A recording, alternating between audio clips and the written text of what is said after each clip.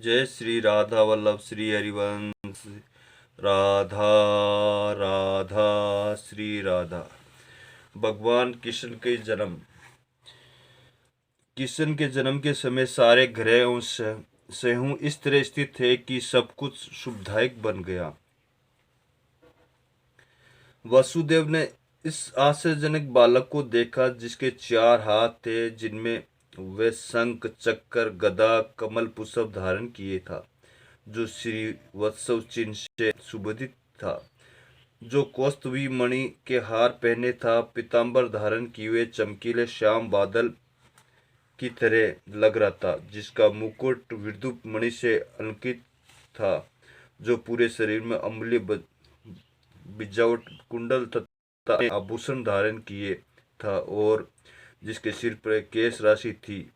बालक के अद्वितीय रूप के कारण वसुदेव आश्चर्यचकित थे।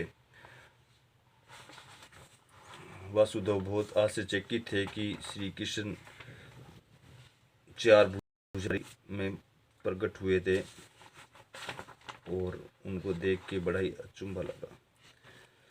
इस प्रकार रक्षा करने के लिए प्रार्थना करते हुए माता देवकी ने अपने वात्सल्य व्यक्त किया। मुझे ज्ञात है सामान्यतः ऋषिगण ध्यान में आपका दिव्य स्वरूप के दर्शन करते हैं, किंतु मैं अभी डर रही हूँ कि जो ही कंस को पता चल जाएगा कि आपका जन्म हो चुका है तो वह आपको हानि पहुंचा सकता है।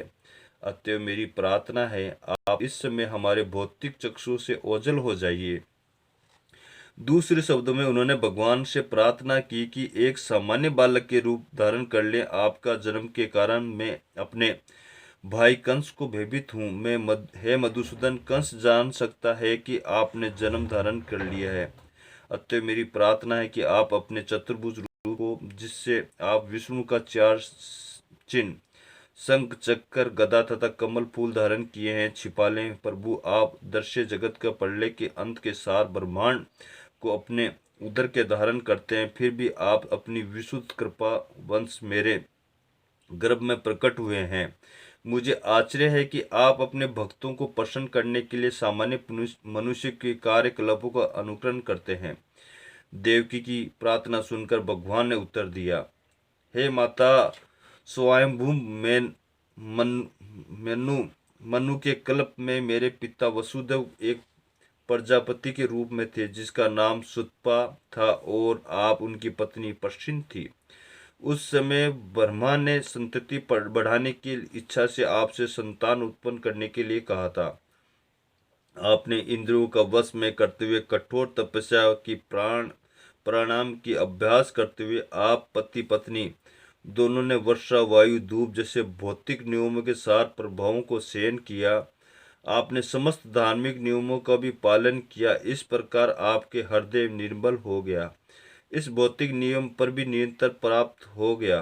तपस्या करते हुए आप वर्षों के नीचे गिरी हुई पत्तियां का आहार करती रही। तब स्थित मन तथा इंद्रिया निग्रह द्वारा आपने मुझे अद्भुत वर प्राप्त करने के लिए मेरी पूजा की। आपने देवताओं की गणना के अनुसार 12,000 वर्षों तक कठोर तपस्या की। इस अवधि में आपका मन मुझ में ही लीन रहा।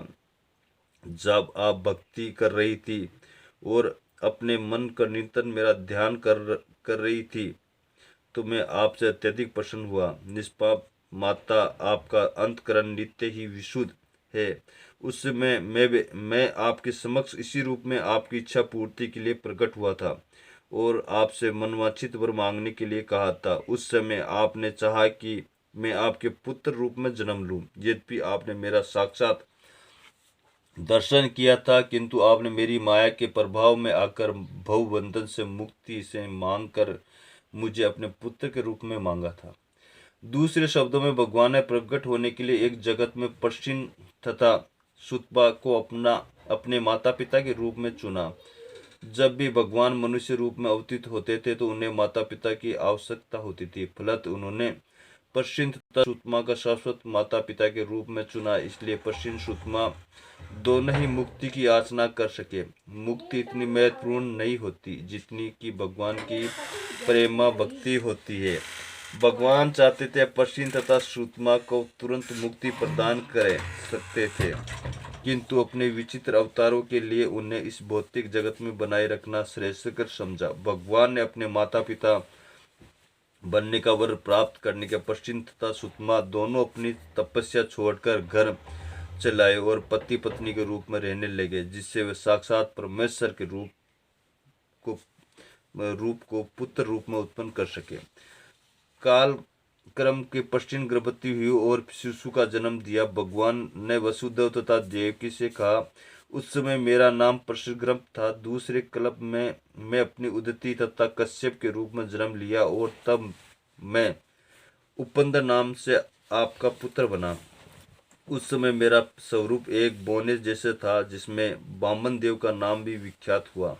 मैंने वर दिया था कि मैं 3 बार आपके पुत्र के रूप में जन्म धारण करूंगा। पहली बार पश्चिम तथा सुतमा का जन्म लेकर परशुराम कहलाया। दूसरी बार मैं देवकी तथा वसुदेव से श्री कृष्ण नाम से उत्पन्न हुआ हूँ।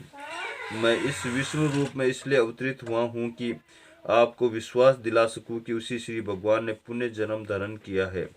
मैं चाहता तो एक सामान्य शिशु के रूप में प्रकट हो सकता था, किंतु जब आपको विश्वास ना होता था तो आपको गर्भ से मुझे भगवान ने भी जन्म लिया है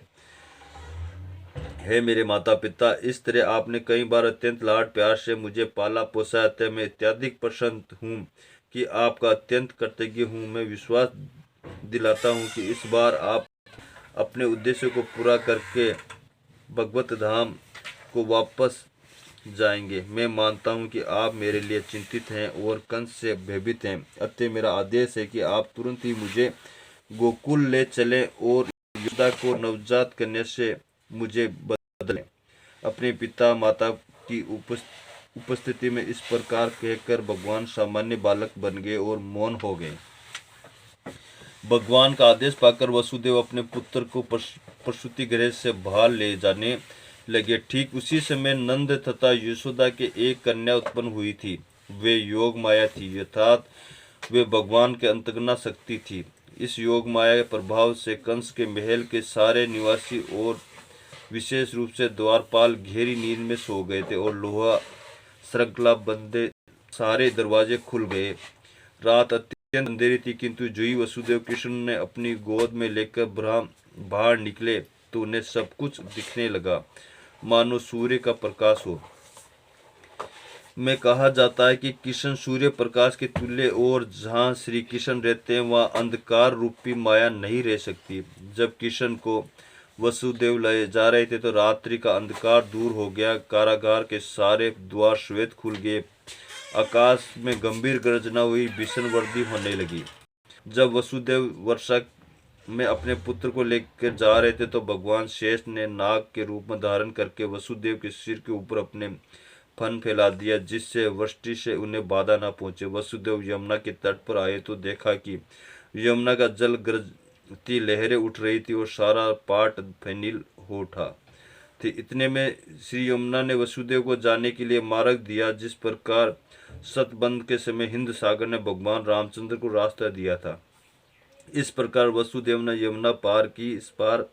उस पार वे गोकुल स्थित नंद महाराज के मेल में गए, जहां देखा कि सारे ग्वाल सोए हुए थे। इस अवसर को लाभ उठाकर वे यशोदा के घर में पहुंच गए और बिना किसी कठिनाई के अपने पुत्र को रखकर बदले में यशोदा की नवजात पुत्री को उठा लाए।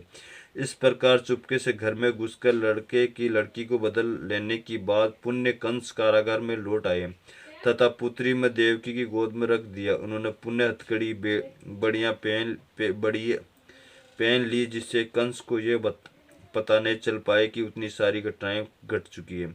माता यशोदा समझती थी कि उन्हें शिशु उत्पन्न हुआ, किंतु समय प्रसव पीड़ा से थक जाने के कारण प्रगाढ़ निद्रा में थी। जब जागी तो उन्हें याद नहीं रही कि उन्हें पुत्र हुआ या पुत्री। जय श्री राधा वल्लभ श्री हरिवंश राधा श्री राधा।